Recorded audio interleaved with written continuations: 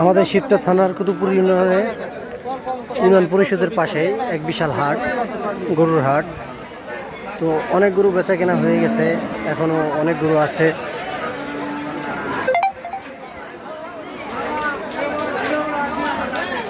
হাটের আমি শেষ প্রান্তে আছি।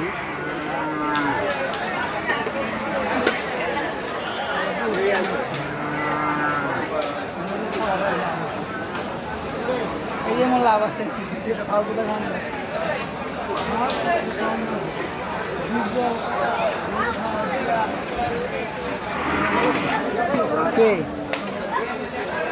হাট প্রায় শেষের মুখে,